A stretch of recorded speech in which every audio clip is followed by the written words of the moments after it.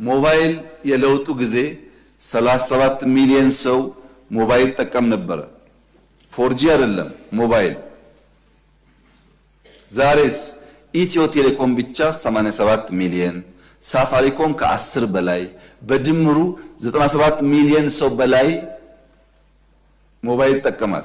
60 ሚሊዮን ጭማሪ አይደለም ማለት ነው። 60 ሚሊዮን ትልቅ ጭማሪ ነው። በቂ ነው አይደለም። እያንዳንዱ ኢትዮጵያዊ 100% ማድረስ አለብን። ለውጡና እድገቱ ግን የሚጨበጥ የሚታይ ስለሆነ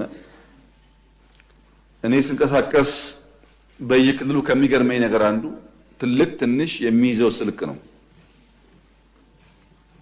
ስልክ ብቻ ግን አይደለም። 5G አሁን ኢትዮጵያ ውስጥ 28 ከተሞች 5G ገብቶላቸዋል። 3 ገደማ ኮሚሽን የተደረጉ ነው። በቅርቡ 30 ከተሞች ይደርሳል። 4G ግን 1070 ከተማ ኢትዮጵያ ውስጥ 4G ገብቶለታል። 1070 ከተማ ምን ማለት ነው? 4G ማለት ዳታ ነው። በዚህ አማካኝነት ብዙ የንግድ የመማማር ስርዓት ትውልድ እንዲያገኝ እድል ያመቻቻል። በፋይናንሻል ሴክተር ሞባይል መኒ መቼ የጀመርነው? 3 ዓመታችን።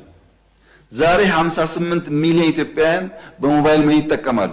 በ3 ዓመት ውስጥ የፋይናንሻል ትራንዛክሽን ከ3 ዓመት በፊት ከሞላ ጎደል በካሽ ነበረ። ከሞላ ጎደል ሞባይል መኒ ከጀመርን በኋላ ባለፉት 3 ዓመታት በተሰራው ስራ አሁን የቨርቹዋል ትራንዛክሽን ከካሽ በልጧል። በ3 ዓመት ውስጥ